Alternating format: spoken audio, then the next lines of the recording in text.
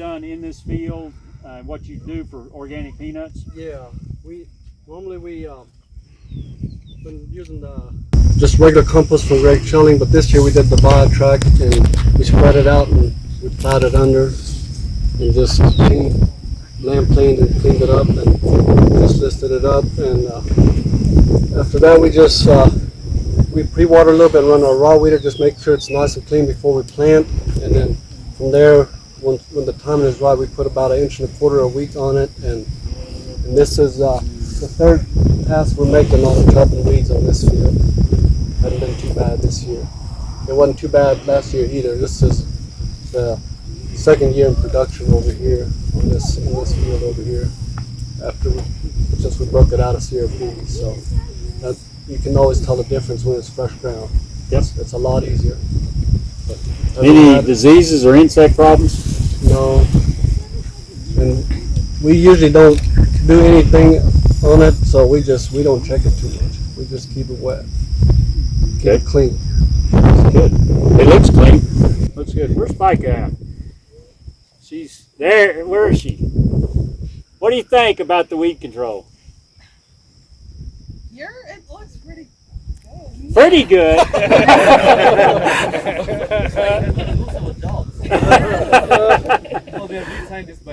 Yeah, I started to say, I was fixing to get you. This crew's doing some weed science work, and I was in their plots at Texas A&M. So anyway, this looks nice. Well, then we don't want to go to a field that's been in production since 2013. So.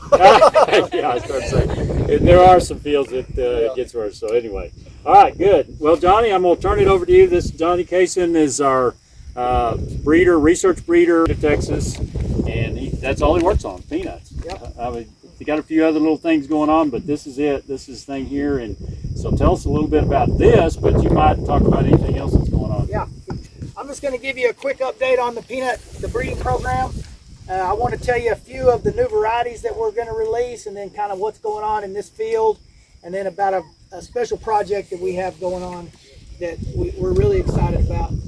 But just as far as things that we have coming down the pipe, this year we have actually got in seed increase nematode resistant runner peanuts, high oleic, that we're releasing. It's going to be called Murray. It's already been approved for release and is at Vernon in seed increase. We're pretty excited about it. It's a medium-sized runner. We had some nematode resistant lines that we released earlier that were a little larger seeded, and they didn't really have a fit in a lot of the shellers packages, and so we came back and reselected for a smaller seeded runner, and so we're very excited about it. It yields very well. It was specifically bred for South Texas, where they're starting to have a lot of root knot nematode problems, but it also does very well in West Texas, and we've tested it for many years, and it does very well out here. A new line that we're going to release this year is this variety right here. The breeding line number is TP 20656-2-1. We don't really have a name for it yet, and so we're kind of changing up our release procedures, and we're just leaving names on things until we get up until they're written up. But this is a hybrid Spanish. Yields very well, comparable to 98, 99, and Span 17. Competes very well with them. We've grown it this is the 4th year of testing, and it tops our test every year. It's in this test here this year. We have it at 2 more locations, and then we actually, since it's a hybrid runner, we put it in our advanced line test, and so we're testing it all over the state, and it can even somewhat compete with runner varieties. When you talk about a hybrid Spanish, it's not a true Spanish, so you get a yield bump because it's related to runners, and it's somewhere in between a Spanish and a runner as far as yield. But you get a benefit because it's a little earlier, because it's somewhere between a Spanish and a runner. So you kind of get it's kind of a trade-off, but the industry has really started moving towards hybrid Spanish, and so you can see a lot of these low-growing plants in this field. We've made a big push into hybrid Spanish in our breeding program. We're still doing some traditional Spanish, but we're really gonna start pushing the hybrid Spanish. How about like flavors and grades of the hybrid Spanish? Should that be equivalent to true Spanish? Yeah, and I think grades and and flavor, from what I've been told, the industry, whether it's the candy industry or the roasted industry, they have a set of standards that they want their varieties to fall between, and the hybrid Spanish fit right in there just as well as the true Spanish. And so there's really no benefit from a grower's perspective, whether you're growing Spanish or hybrid Spanish at this point. Maybe in the future there might be some niche markets for true Spanish, but at this point it's the same, and so why not go with the one that yields more? And so that's kind of the reason I think the industry has shifted towards hybrid Spanish from my point of view. Just what we've got going on here in this field, since this, like Bob said, this is an organic field, we're not specifically releasing organic varieties, but we like to test in an organic environment. And from my perspective as a breeder, an organic environment gives me more opportunities to evaluate things on disease and how they perform without the use of chemicals. And so we started doing this in 2019. We started working in organic fields, and we immediately started seeing a difference. From what I can tell, we started adding in a lot of varieties that were developed before fungicides were common. I don't know if y'all know much about the Spanish industry, but you can go back to varieties like Star and Spantex, even up to Tamspan 90, that were developed in the 70s and 80s when seed treatment was just becoming more common, and they have a lot more seedling disease resistance, in my opinion. So we started really putting those into our organic breeding program, and we immediately saw a bump. We started seeing some of our lines, some of the checks from those older checks that would do better in an organic situation than even some of the high yielding Schubert lines that were developed in the 90s and the 2000s. And in my opinion, that's because when you were evaluating those breeding lines back when they were developed, you were doing it in an environment where they had more competition, there was more diseases present because they didn't have that protection, and that's very similar to an organic situation. And so that's a great thing for a peanut breeder, because we love to put things in a lot of different environments. And so as we started doing that, we started seeing some of our lines that had some of that older material in it do very well. And 656 is an excellent example of that.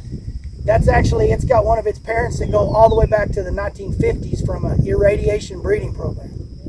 And so we were very excited when that started playing out. And it, a lot of times, if it does well in organic, it translates to conventional as well, whereas it doesn't always translate the other direction. So here in this field, we've got what we call plant rows. These are lines that are just in the first year of testing. They're kind of a seed increase generation that we're going to do some early season evaluations, and then probably this 3/4 of the field we call the advanced line test, or not, I'm sorry, that's runners. This is a Spanish 1 test, but it's basically the same thing. Our most elite Spanish lines, both hybrid and true Spanish. And so you can see some grow taller, some grow shorter. That's just the difference in a true Spanish and a hybrid Spanish. True Spanish are more upright bunch. The peanuts generally form right around the taproot. Hybrid Spanish is more like a runner, where you have a more even layer of peanuts when you dig them.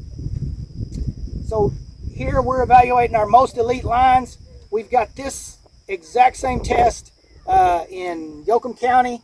We've got it in Wilbarger County. So 3 locations around the state that we're evaluating these lines under different production scenarios. Also in this field, we have a high oil test, and I'll talk about that in just a minute, because we're fixing to release a couple of lines that are high oil content peanuts. But before we do that, I did want to mention, so some of the lines we're kind of excited about. This is the one we're releasing, 656. This is another line, TP 721. We've got TP 710, and then over there behind Bob, that really low growing plant is TP 708. All 3 of those are in their 2nd year of testing. They performed at the top of our tests last year. As things do well in our testing procedures, they're moved from lower entry test, and we concentrate the good lines into the what we call the Spanish Wann.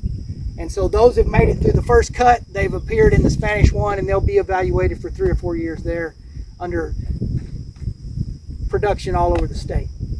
And so pretty excited about these, and you'll notice that all 3 of them are true Spanish. We have one more out there that's towards the back that's a true, I'm sorry, those are hybrid Spanish. We have one more towards the back that's a true Spanish. Interestingly, all of those have an integration. I mentioned the nematode resistance. Our program has a pretty big emphasis on use of wild species peanut, and all of those have some background that's an integration from a wild peanut. And so that's pretty gratifying if you know anything about our program there in Stephenville and some of the history that we have that goes back to the 1960s when my predecessor started going to South America and collecting wild peanuts. A couple of other things I just want to mention before I talk about the diesel nut. A lot of the lines, if you'll see those taller growing peanuts along the far side of the plot over there, those are some of those lines where we went back to some of the old varieties, the old Spanish varieties, and made crosses to evaluate for seedling disease resistance, whether it be rhizoc or any of the seedling disease complex. And then if you'll notice the 2 tall growing plants on that side, those are seed increase blocks. The very last plot there is the one that's called Improved Spanish. And actually, I had a guy call me from Mississippi who had that variety in his family garden since his whole life. He was 72 years old, and he said he was having some trouble getting it to increase, and he needed some help. So he sent us some seed, and we've been increasing it. I kind of traced that back. It goes all the way back to the early 1900s. So that's a Spanish variety that was grown. I found some USDA documents that listed it as a release variety in like 1910. So it's a very old variety that we're just growing. I just want to evaluate it and see what it does. I'm kind of excited to see something that old. And then right next to that is a variety from Africa called Natal, and it has some really good seed characteristics that we've been told. And so we're going to evaluate that and maybe use it in our crossing program for seed quality characteristics. So those are kind of some of the things that are happening in our Spanish program. Calvin's suffering with some cancer and been getting some treatments, and just called and said, hey, I can't come. Jonathan's going to fill in for me. Please keep Calvin in your prayers and your thoughts as he struggles with this. Calvin Trossel's been out in this area 20, 30 years. I don't know how long he's been out here, forever. And a lot of people have met him and know him, and so just keep him in your thoughts and prayers. And John, we appreciate you coming out and being with us kind of last minute, but I'm sure you can fill in for him. Tell us a little bit about inoculants, especially organic. All right. So I'm filling in for Calvin. He's a much better speaker than I am, so bear with me. So I've got some talking points he wanted me to go over. He said since he's been out here in West Texas, he's not had a seed box powder that actually works well in inoculating or getting actual nodulation in plants. He says the granulars are better as well as the liquids. The granulars have about 5 times more bradyrhizobium per gram than the powders, and then the liquids are about 25 times more. And it's more about getting the inoculant where it needs to be than it is how much you put out sometimes. So I don't know if any of y'all organic folks do any inoculation. Yes. Yes. You do? So do y'all use, so it did make sure like the OMRI is on your box, or there are some that could be certified organic by your agent that certifies your stuff organic. Do y'all use liquid or liquid? Yeah, that's usually once you convert your planter to that, that's usually the easiest and the best way to get what you need. And that was pretty much what he wanted me to cover. Any questions that I might be able to answer? Or? Any questions?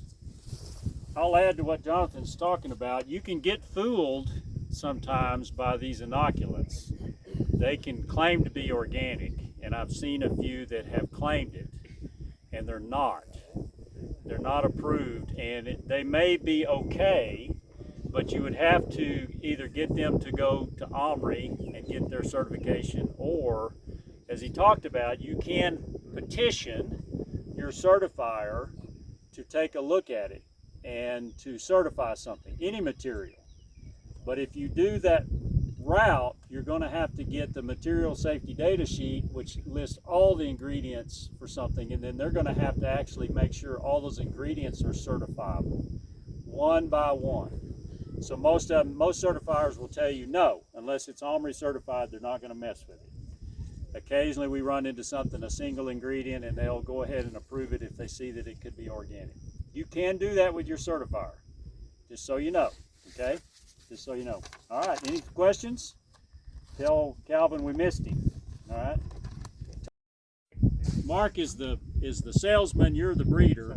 I'm not the salesman. He draws the line at selling anything, but he's like Johnny, he does breeding, and he's doing it from a commercial standpoint, working in lots of different countries and stuff like that. You've also got an oil peanut that you've been working on, right? We have. It's not as far along as that, but same kind of deal, looking at oil content for variable markets, specialty markets, etc. And try to have basically anything that pops up that looks unusual or whatnot, which I'm sure Johnny's the same way. Serendipity is, you manage serendipity as much as you can with breeding, but anything that pops up, you try to jump on and keep a little bit of that to move forward. So yes, we have one that's just in development. We don't have anything that's at like a uniform line status right now, but we do primarily conventional breeding, similar to Johnny. We have our main research area in Brownfield, just west of there, just west of Gomez, and then we started doing an organic dedicated breeding program in 2020, just after having tried conventional varieties out of the field. Just like Johnny said, that we figured, especially with our unique soil conditions, especially with the microfauna in West Texas being so unique between conventional and organic, without seed treatments, that you have to try something adapted for certified organic soil conditions. So I've seen a surprising bump in that as well. We're in our second year of evaluating uniform lines that were selected exclusively under organic conditions, and excited to see what's come up. So primarily runner Spanish and Valencia, but we do have some Virginias that we've messed around. Virginia varieties that in West Texas do very well organically. So if y'all can figure out how to get your foot in the door of an organic Virginia market, there's varieties that'll do it out here. Dylan, you lived right into what I wanted you to say. That's perfect. Okay. That wasn't planned. I'll just tell you that there's been 2 different research projects in other crops that have shown exactly what these guys are talking about. And they've even been able to look at these that might cross in a field where a variety's planted of a crop, whatever it is, grown in an organic situations. After about 3 or 4 seasons, they start to see a difference. The varieties are adapting to the microbes that are in the soil. They're seeing lots of things happen there. So what they're doing, taking these conventional varieties, or even going back and picking up some genetics and putting it in an organic situation, we see different things happening. And eventually those even become better adapted. Yeah. So keep that in mind as you're thinking about purchasing seeds. That's very important to know. All right, we've got plant pathologist, Dr. Marina Rondon. Am I saying that right? Yes. Okay, come on up. She's new. I wanted to introduce you to her. It started just At end of April. end of April, so brand new. Okay, many of you probably haven't seen her. She's here, conventional stuff mostly, but it will be around for organic. So tell us what's going on. Yeah, so nice to meet you. I didn't bring a lot, actually none of data, of research data, or I'm here kind of to introduce to all of you, to meet people, to know your problems, so I can design my extension and my research program. I know that I'm working with Keegan, so he's always bringing some samples to our lab so we can identify some of the pathogens that you have in the field, and so we can work in the future with organic environment and also with the conventional one. So I'm very happy that the breeding here is working with the resistance to root knot. Root knot is going to be the main nematode problem for peanut. Root knot is a nematode that can causes a lot of yield losses and it's a huge problem for peanuts and also for cotton. We have different species, not the same species. That is the most important one. Area goes to cotton, so rotation between cotton and peanuts. But we always have new species of root knot and other nematodes coming on to cause problems on peanuts, on cotton also. So I know that pod rot is a big problem, soil-borne pathogens.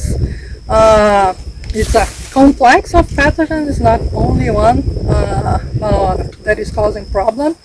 So we can work with different, for organic environment biologicals, that are a lot of bacillus products that can work to control these different pathogens in organic settings that I am willing to work with, so I can be here next year to bring a lot of data of these products to you if you have these problems in your field.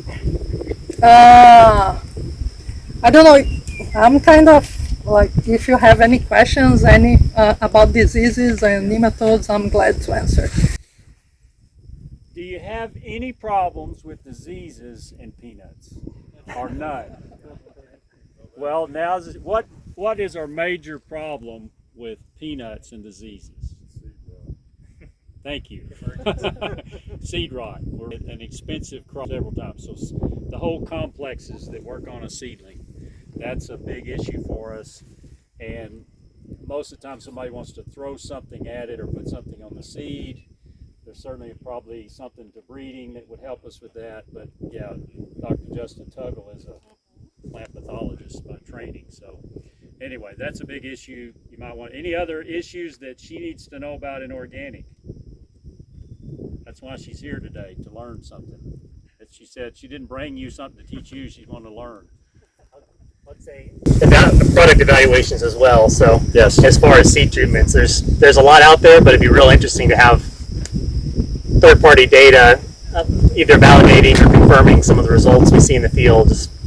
There's not many that seem to work very consistently for improving emergence with poor quality seed or poor vigor seed. So that would be really helpful. Yeah, I know that is a rich environment for me as a plant pathologist, the peanut worm. So I'm sure that we will have a lot to do to work with plant pathogens and nematodes on peanut in this area. And I hope that I can meet you in the field and later bring some real data so we can talk about managing plant pathogens and nematodes.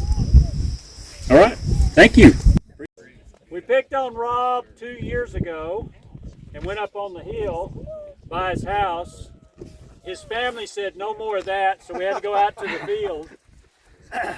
But no, this is a good place to come look, and I appreciate Rob doing this for us, allowing us to come out here. I pick his brain a whole lot, asking him questions throughout the year, and I appreciate friendship with all you guys, but certainly those that I can pick on. Theodore, we went to his not too far in another direction last year, but appreciate y'all letting us whenever we can to come out to your fields. Everybody says, well, I don't know what you want to look at. Well, we want to look at cotton, or we want to look at peanuts or whatever. That's the main thing, and just have a chance to talk about stuff. Rob has done something different for him. First year doing this, and he talked about to me last winter, and I said, well, it's common, it's just mechanically it's a pain. Nothing's set up for this kind of arrangement and stuff. So anyway, he's been thinking about this for a good bit and has come up with some solutions, and we'll see. Yeah. Kind of go how it goes. But I'm kind of the king of knowing what not to do. Yeah, that's just gonna say. So I can I can tell you a lot of what not to do. So tell us what you've done on this field and So- kind of your reasoning too. Well, this Oh, field wait a is minute. Now you said there's Pima. right here. Oh, right there. Other side of the vehicles, that's 2 in, 2 out Pima. Okay. That's so, the Hazara 1432. Okay, so we might take some So, minute to walk over there and yeah. look at that. But anyway, go ahead, So Rob. this field right here we've been farming it organic for about 12 years now. We're running out of water, as I'm sure a lot of you are, and that's one reason we stopped at this field here, I've got a few circles that still have better water that we're still planting solid, but over here we're down to, you know, I was telling somebody a while ago, we've got the pivot tipped at 300 just because of my pride. I don't want to go any lower than that, but it's really, this time of year, it's probably more like 250. But I brought you here on this light water circle just so you can kind of see what the 2 in, 2 out can do. And I've been happy with it this year. What's prevented us from doing this beforehand, because we've been low on water for the last 3 or 4 years. So my brother did 2 in, 2 out on one of his circles, and when this time of year, when he couldn't get the tractor into the field to cultivate everything, his cotton was bigger than this is, and we've got some on the other side of his field that's, you know, that it's getting up here, and it looks like just one solid row. It's getting so big. But he actually, you know, we can't just leave these 2 blank rows for, you know, once the cotton gets too big, we can't just leave them and hoe them. So he borrowed my little tractor that I have for the vineyard, and with a little 2-row cultivator, and went down every single double blank. It was on Brandon's field. And we can't do that across all of our circles. And so when y'all leave, I'll kind of get back to this, but when you leave, look at that bar right there on the back of that tractor by the grain bin. We just had that built. It's a high clearance bar. SM Fab built it for us. And so what we're doing right now, our tractor's still on 80-inch spacing, and we just go down the double blank and we can plow, and we've got 48-inch shanks on that bar. So our bar can ride up about this high, and we can still plow. We can still plow in the middle of the rows right in here. It's starting to get a little tangled, but later on, when this is even bigger, if it does, it's already kind of getting hot, as y'all can tell, and starting to chunk off some extra stuff. But we can at least get our blanks plowed. We can keep plowing our blanks, and so we'll actually pull our tractor in probably to about 60 cotton. Pull that tractor in so that we're not knocking branches off and everything, and so that we'll plow these rows and then the ones on each side. And so you can take a look at it. They're a pretty heavy duty 1x4 shank, which is long, with just some big sweeps in the bottom. But we like how they set it up, put some extensions on the gauge wheels to give you a little more clearance. But back to this circle. So Justin Tuggle's my consultant. This is Exceed cotton. It's Exceed 6447. We planted it about May 15th. I think on 2 in, 2 out, most years you kind of want to get it in a little bit earlier than your solid planted stuff, because it can keep going. I mean, it'll just keep it. If we'd have had a good rain the last few weeks, I think it would just keep growing. But right now, it's starting to get hot too. Even being 2 in, 2 out, marginally irrigated, it's still getting stressed with all of this triple-digit temperature that we're having.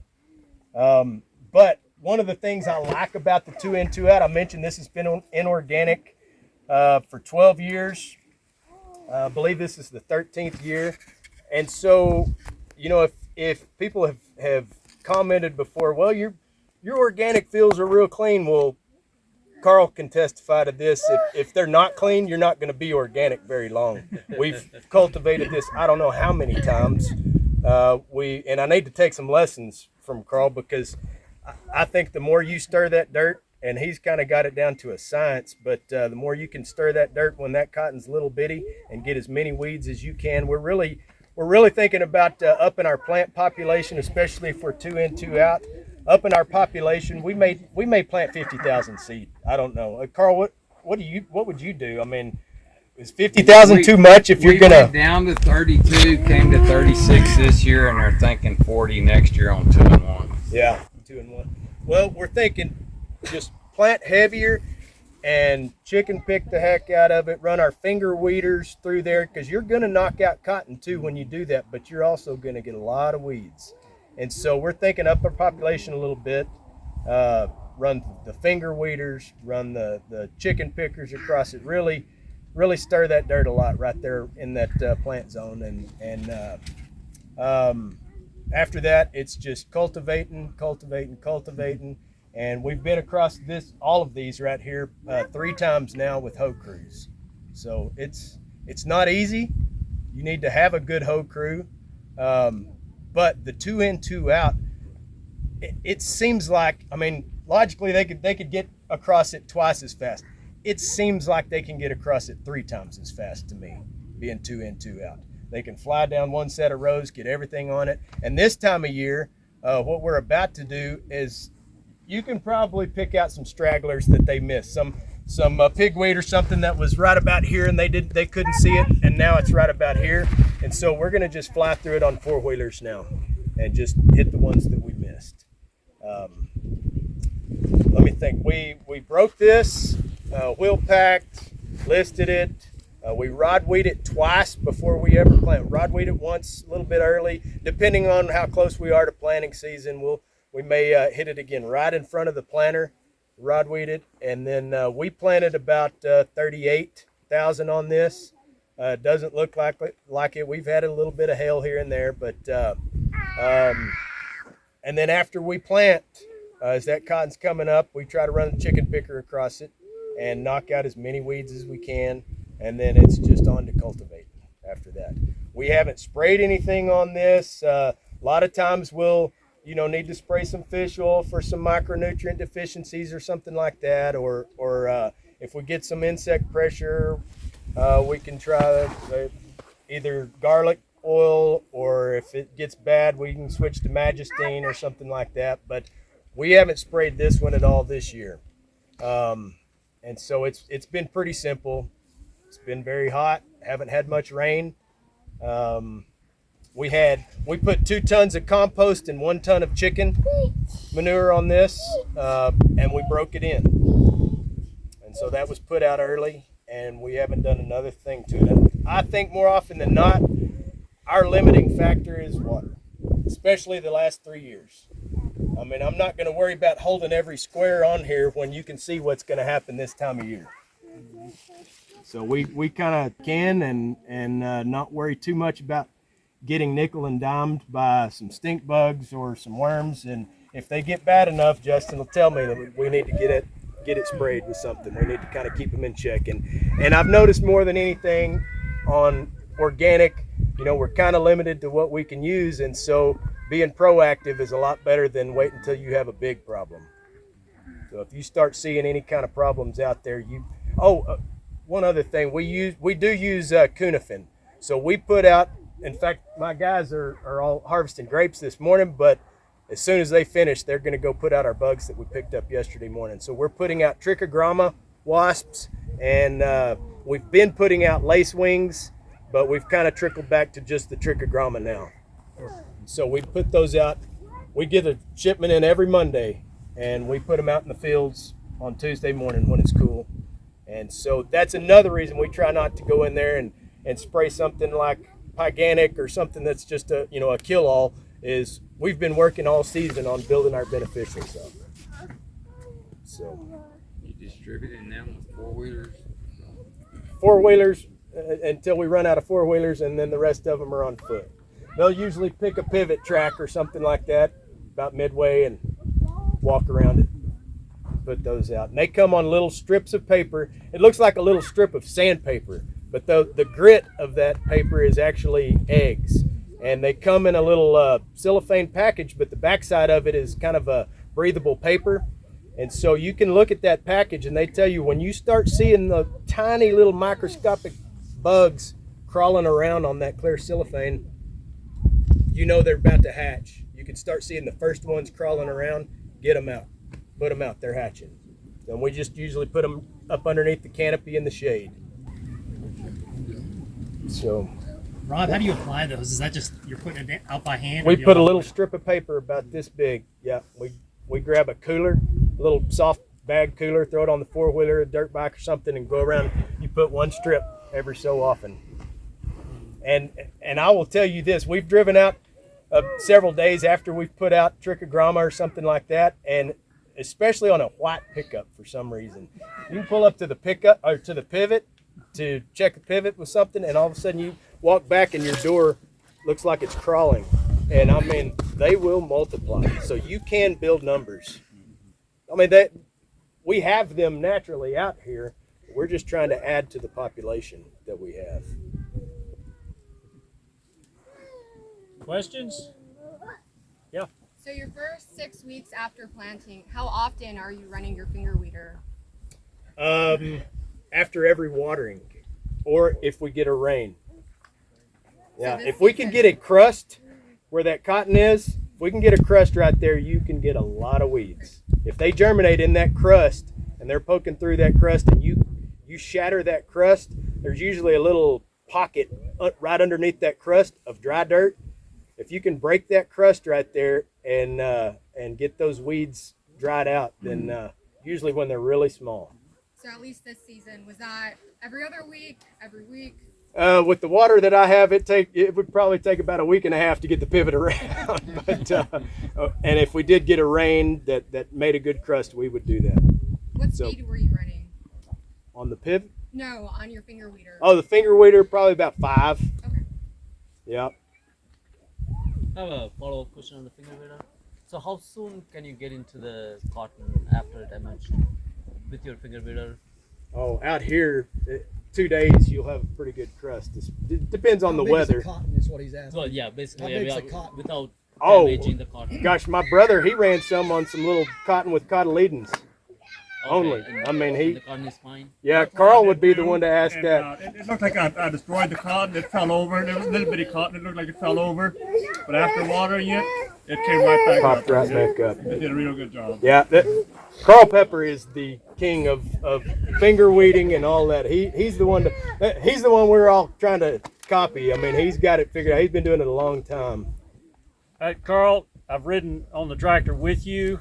Did you hear 5 miles an hour? Not 10, 5. I kind of like 7 to 8. If a 9-row rig doesn't get 200 acres, we're questioning. Yeah. things. I mean, you can run pretty fast. Yeah, and the bigger the cotton, the faster Yeah, that you you can can go run faster, through there. yeah. If it gets good and rooted down and it's got a pretty sturdy shank on it, then you can go a little But faster. the finger weeders can be spread slightly if your GPS is tracking right on that little cotton, and give yourself a little more wiggle room. Got adjustment there. Are you not worried about the feeder roots running the cultivator so late? We don't. We're more worried about the weeds taking over than that. Okay. Yeah.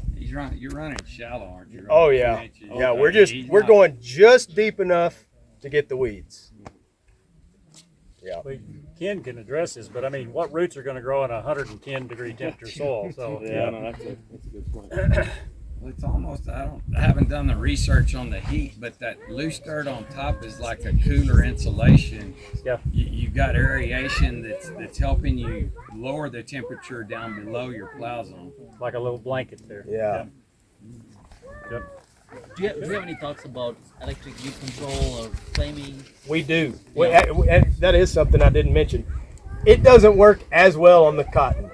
We can try to get across the cotton one time, probably. Electric? Yes, we have a weed zapper. Okay.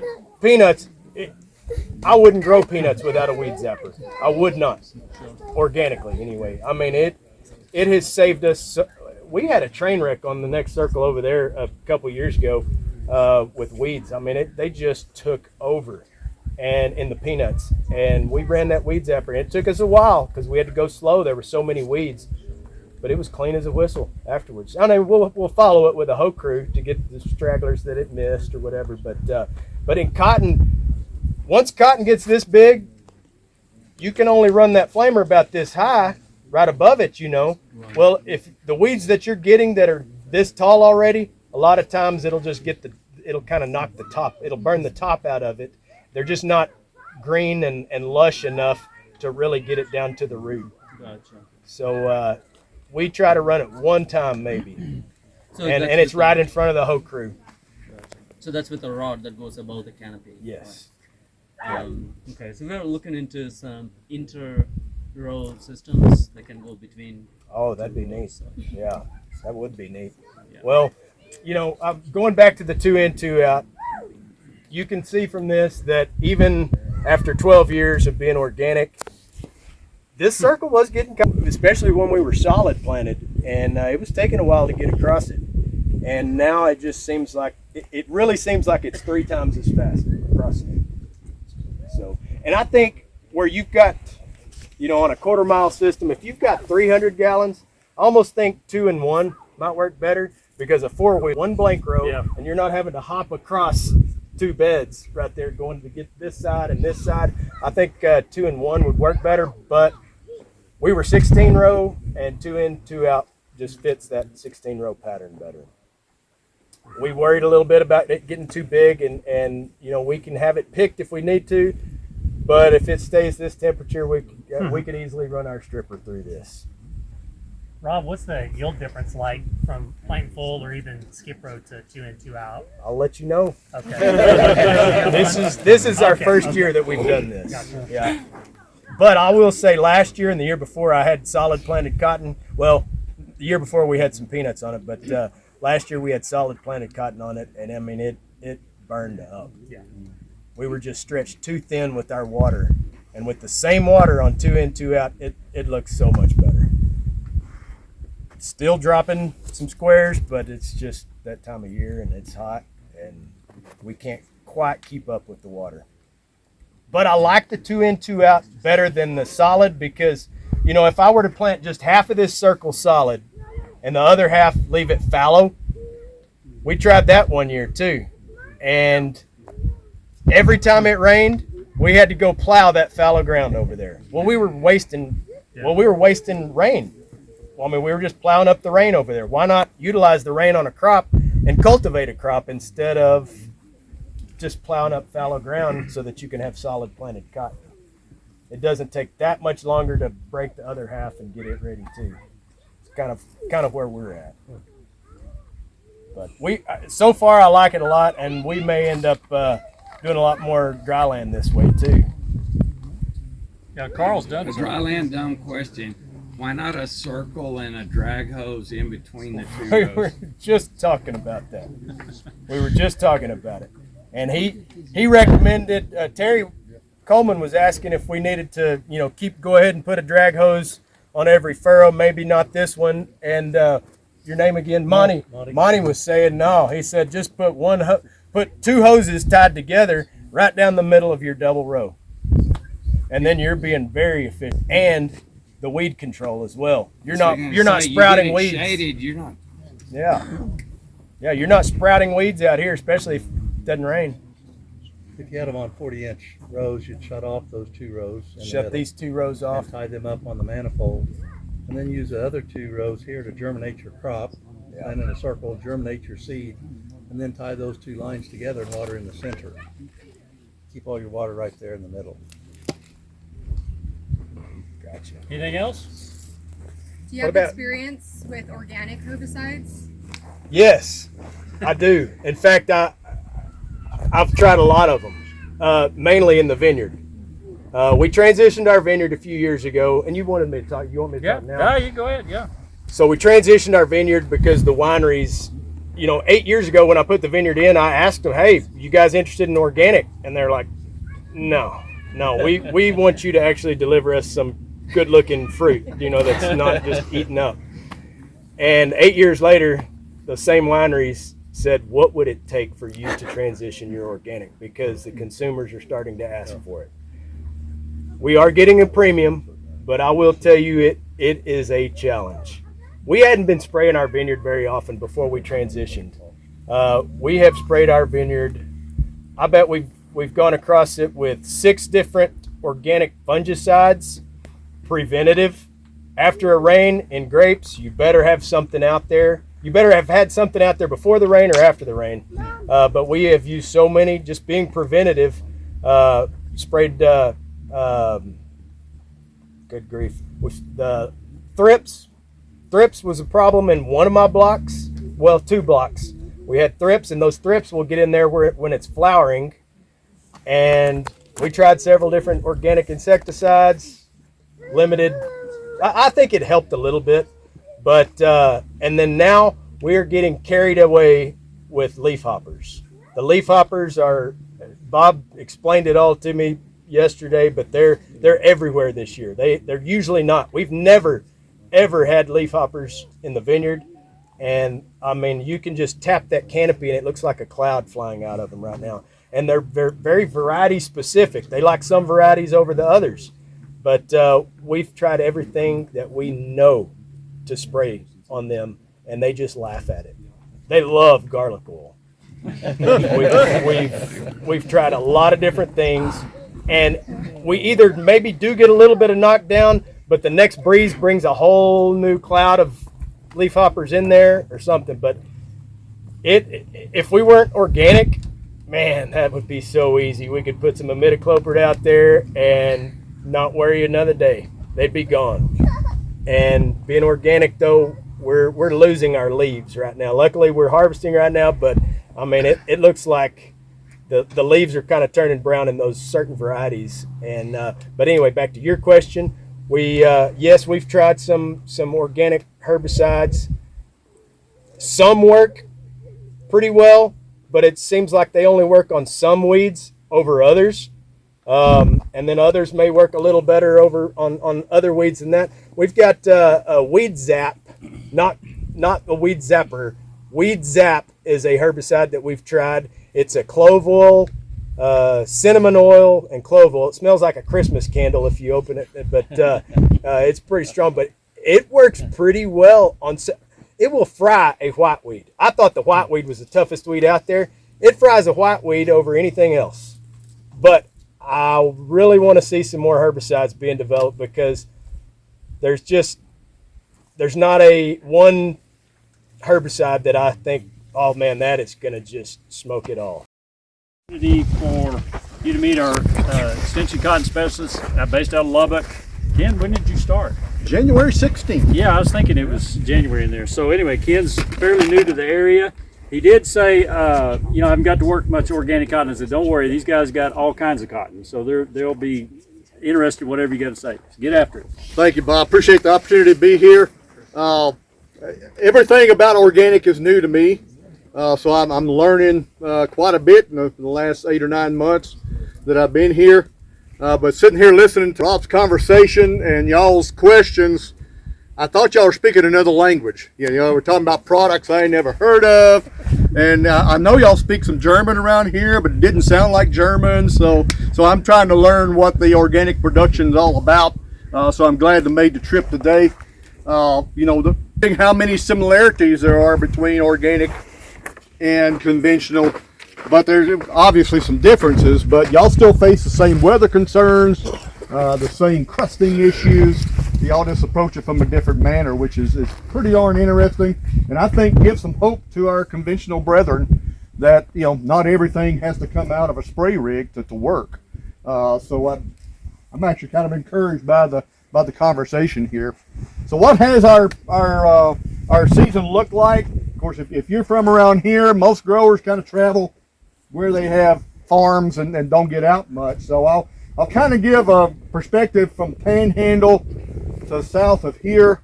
The Panhandle, as you might recall, in 22 and 23, especially 23, didn't get to plant a lot of cotton, and what cotton they did plant got taken out by numerous storms.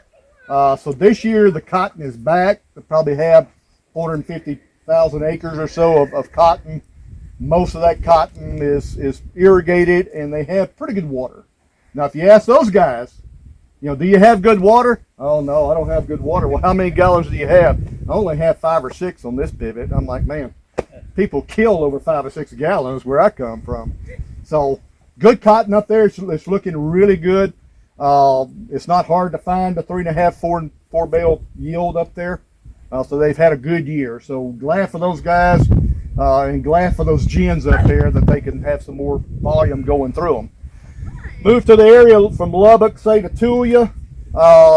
They were able to plant a little early. They got a few little cool spells, but overall actually did fairly well. Few hailstorms here or there, but actually abandonment is actually quite low.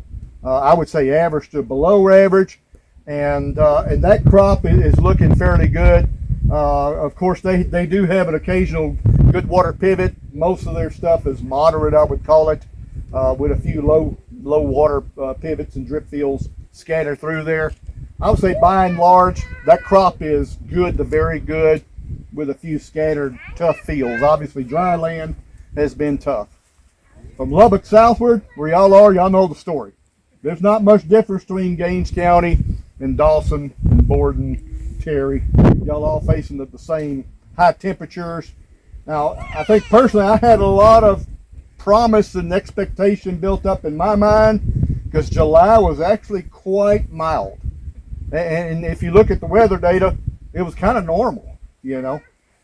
It's sad that we think mild is normal, but July was actually pretty good. We had those frequent rains, which, as Rob said, those frequent rains are blessings and curses. We like to get the rains, but what comes after rain? Weed flushes. So your conventional counterparts also had to spend quite a bit on weed control this year because of the weed flushes. I think all in all, people will take that.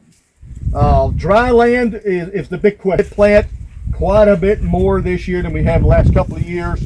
I would say from Tui all the way down to the Big Spring area, you're probably looking at about 3.5, 3.6 million acres that were planted. Probably harvest around 3.2 out of that. Now, a lot of it's still going to be decided on dry land because that's 80% dry land area. And most of that is down here. You tell me what's going to happen with dry land. I have seen some dry land that's still hanging on fairly well. Had some good root systems. In general, that's the stuff that was planted early. The later planted crop, which most of y'all target late planting for your dry land, that one's looking a little bit tougher. And it really wasn't able to capture the good weather in July and started blooming in August, which I've kind of dubbed awful August. It's just, I keep waiting for that cool front to arrive. That never does. So if you look at the 2-week forecast from here on out, it's pretty tough. So, you know, crops are not going to improve from here on out. And very likely we'll start getting rain in September because about the time the first bowl cracks, right, that's when we usually get rain. That's just life. So I was interested in the 2-2 here and y'all's comments and questions about that because where's Becca? Becca, come on up. She's my extension assistant, but she's also a PhD student starting out her PhD program. And as you can see, I work them pretty hard because she's a little heavy. I told her she's still got one good leg, get to work, you know. So Becca's project is looking at wide rows, in her case 80-inch rows versus 40s. So after looking today, we're going to have to add a couple more treatments, maybe add a year or two to your program and look at 2 and 2s. But you know, as you get to paying attention to the skip row patterns out there, there's numerous as you can imagine. You know, some 2 and 1s that end up being 4-1, 2-1s, and that sort of pattern. So I'll let Becca kind of describe her project. But before I do have to. I think this is going into a county fair, Terry. Yeah. Terry Campbell, who is honest as the day is long, said this was a random plant. I was assured it was a random plant. Only one plant out of this whole field. It's random. And he says there's nothing but genetics behind this thing. But yeah, if at the proper seeding rate, all your plants could look like this, right? Yeah, 50,000 plus. I have a feeling you'd have to get about 20,000 to look like this. But, you know, there is a good bowl load out there. Obviously, he picked one that was kind of in a gap, but that's okay. You know, the skip row effect, there's a lot of physiology behind it because, you know, if you read stuff from the Mid-South, Southeast, they talk about being able to capture more solar radiation and aerating out the canopy. Well, good God, solar radiation is plenty over here, so we're not gaining anything there. And for the love of God, we're not wanting to aerate our canopy. We're actually wanting to conserve moisture. So they have boll rot to contend with. That typically is not an issue for us. So why would we even think about skip row in cotton production? And it's all about water use efficiency. And so I'm going to let Becca talk about that. But, you know, cotton's very compensatory. That's why we grow it. And that's why we don't get too bent out of shape when we have a 3 or 4 foot gap in a stand, because we know come this time of year you're going to have a hard time finding it. But it does alter how that crop's managed, because it does either fill in with vegetated branches or with additional fruiting positions on that fruiting branch to gain more cotton, but at the expense of delayed in maturity. Now, in y'all's part of the world, delay in maturity is not quite the issue as it would be, say, in Floyd County, or even going up to Lamb County, where the heat unit's not quite as high as they are here. So I think I'll have plenty of time to make that additional cotton that's made on the skip.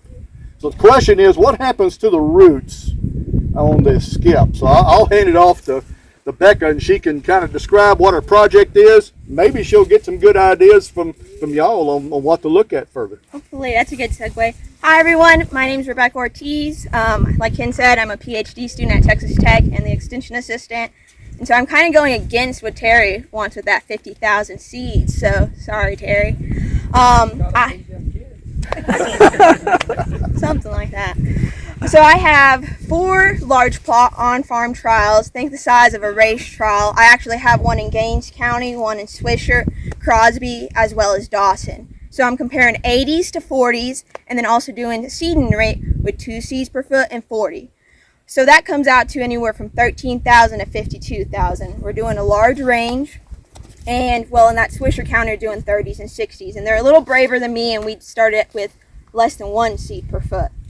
So we're looking at this from, cotton's going to overcompensate, and so can that yield overcompensate with the amount of water you're getting for those lesser plants?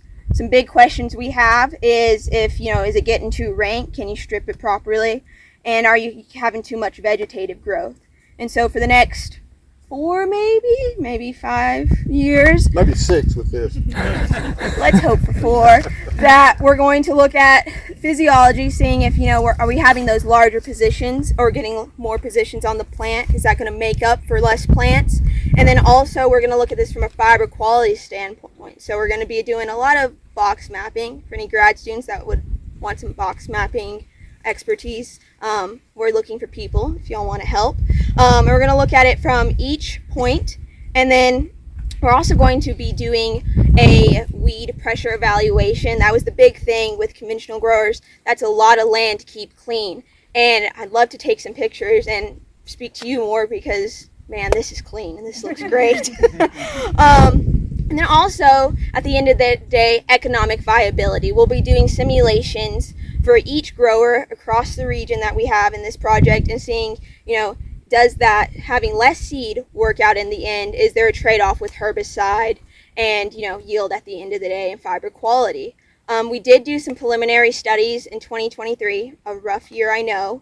But on the planted acre, we did not see a significant difference in yield. Granted, it ranged 170 to 200 pounds per acre. It was a rough year and it was a dryland study. The only difference we saw was on the land acre when the 40s did significantly have a larger yield than the 80s. So that's a little bit about the project. I'd love to talk and get people's ideas, a few questions. Did you say it was mainly, all your trials mainly irrigated or dry? So I do have one dry land and then some limited irrigation, and then one in Dawson that has fairly decent irrigation. So it's a span, mostly 2 are limited irrigation, 1 dry land, and decent water on 1. Is that an ag cares?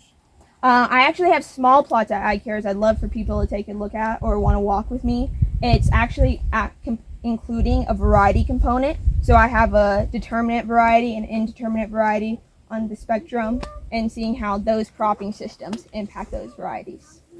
So tell them where your large plot locations are in case they want to go look. So we do have one close to the Hobbs border on Chuck Rowland's fields. 5 minutes, I guess, from the Hobbs border or from the New Mexico border, Keegan? Just north of the highway. Okay. And then I also have one close to Dawson County near Lamesa on Will Cozart, and then one with Chris Verrett just north of 114, and then Swisher County, I would say 5 miles or so from Tulia or from Crest, just west of I-27. So those maps can be available with GPS points if anyone wants to walk the field. They are all flagged in state. Or if anybody wants, I can hand my card out and I can meet someone out here and we can walk the field out at Roland since it's a bit closer. I found your discussion interesting on whether or not to plant in a circle and put the drop right between it.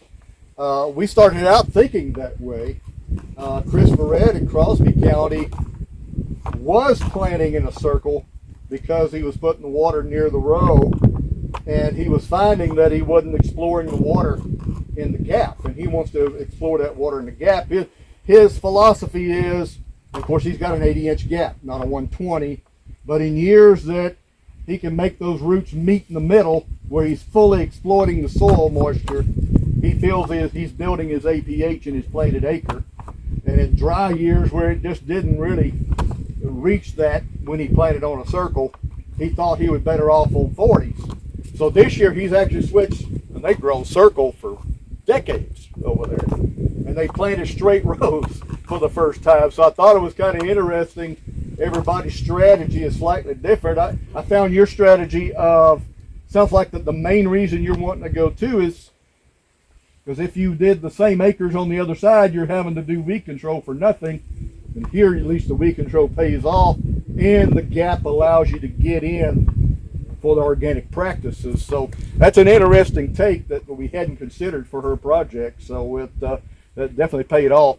So you heard her mention race trials, and I did attempt to grow a conventional race trial this year.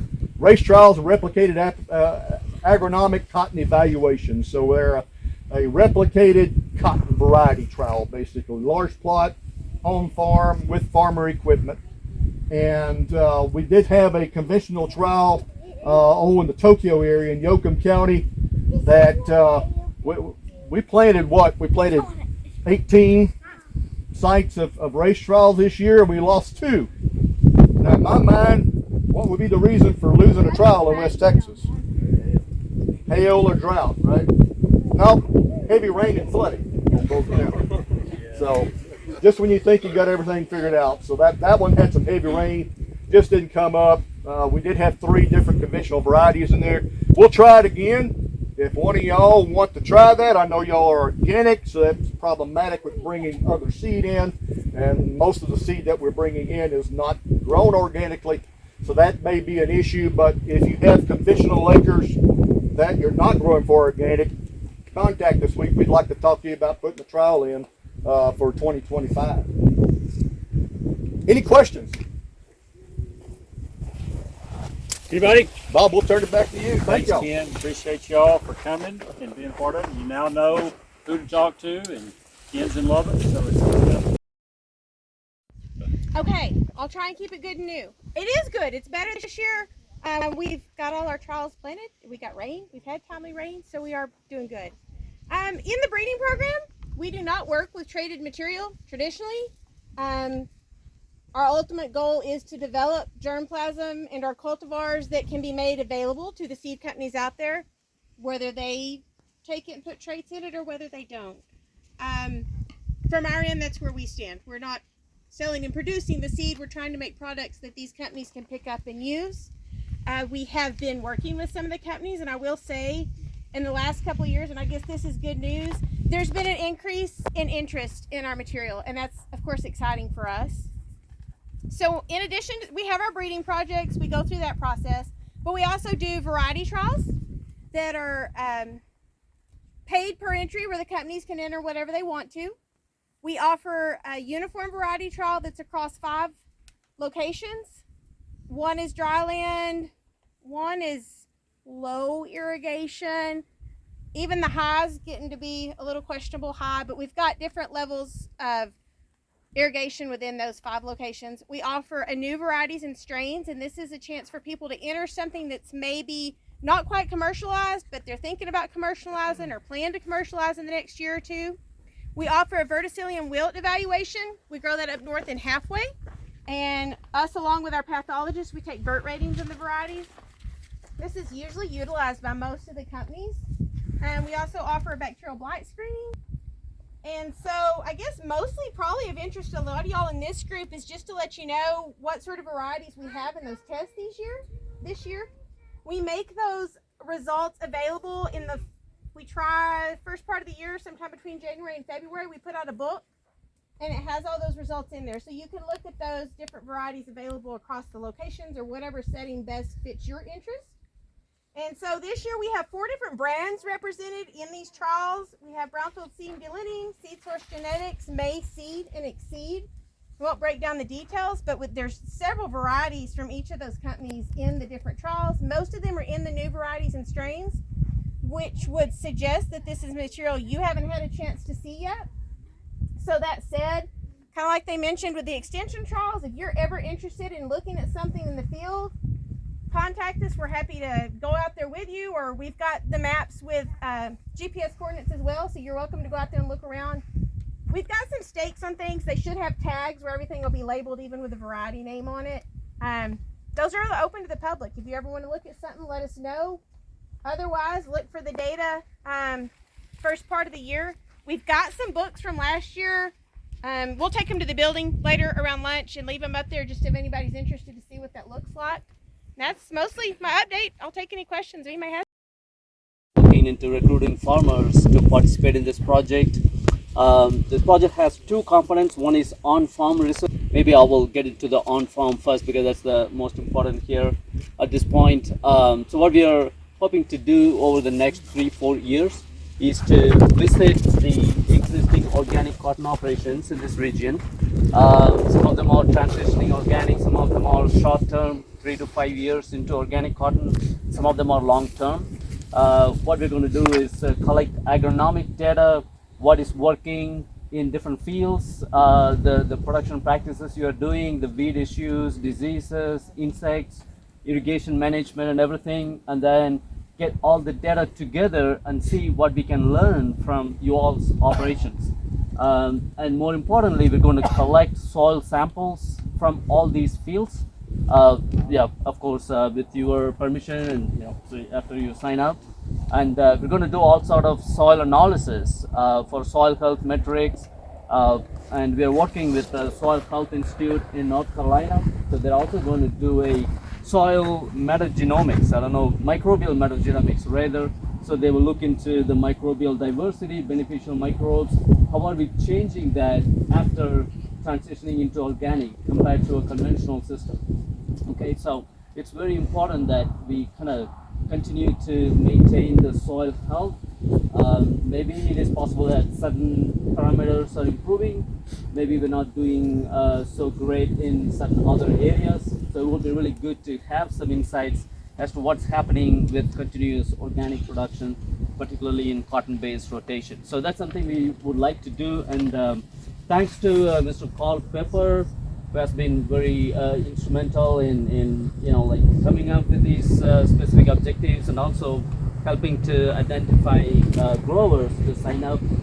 Several of you have already been participating in it, and we do have a flyer that's been circulated. If you're interested, please sign up. And Fika, a PhD student, she's going to be here along with Megan Mills. Megan is a PhD student at Tech. Fika is at A&M. I don't know which one you like better, but both are great. And we also have some Brazilian interns, Luca and Deborah. So they are here to help with this data collection.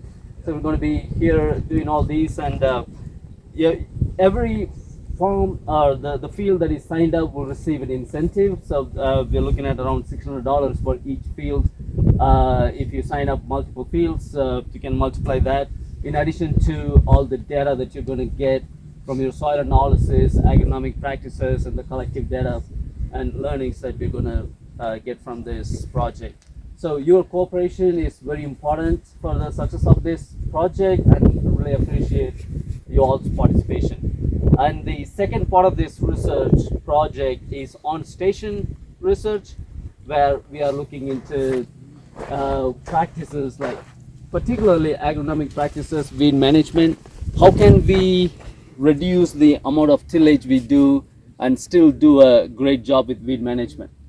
Isn't it $1 million question for y'all, right? Tillage is great. It's an excellent tool for weed management, but thinking long term, we should also be thinking about soil health and sustainability. So our goal is to see what can we do from the research side to minimize the number of tillage events. We're not going to completely eliminate tillage, we all know that, but can we reduce at least a few passes, right? By integrating tools like finger weeders, even flaming. I don't know how it's going to work, but we're going to look into that. Electrical weed control, right? Even some organic herbicides. So if you have any ideas and things that you want us to look into, such as like the twin row systems or other aspects, so please feel free to reach out to us. We'll be glad to incorporate that into our research trials and see how we can help you. And I do need to thank Carol Kelly. So she is another partner. So we are looking into organic cotton varieties and evaluating different varieties and how they do with agronomic performance as well as weed suppression. Are there better varieties that we can include with better branching, early growth that can help with weed suppression? So that's an area we are looking into, and also a heavy extension component with the mighty Amy Kimura and Bob. Thank you very much, Bob. You all are wonderful, and we're very excited to work with you all. Any questions? If you have an idea, you get stuff from me more than you want. I'm sure I'm in the delete file, but you can respond to anything I send you and I'll pass it on. Okay, so just hit respond or reply and I'll pass it on to Muthu and his team. So let me know if there's anything you come up with. You'll sometimes get reluctant to tell us about new stuff, but we'll take your advice. We do listen to you. Yeah, right? Please. Anything you think the researchers ought to be doing, please let Bob know, and then we will make sure to incorporate that. And I do want to let you know that this is a multi-state project. We have New Mexico State. We have a scientist, Dr. Brian Schutte, participating in this project. He's doing similar research over there, working with some of his farmers, as well as a location in the Mississippi Delta at the Agri Center International. So Bruce Kirksey, the manager of ACI, is doing some research and demonstration trials in the Delta. So that's that's kind of the essence of this project. Again, we are so fortunate that we got this project funded through the organic program, NIFA organic program, so which is great news. And we are here to put the dollars to the best use. Okay, but we need your cooperation to accomplish that. Thank you again for your time. Thanks. Okay.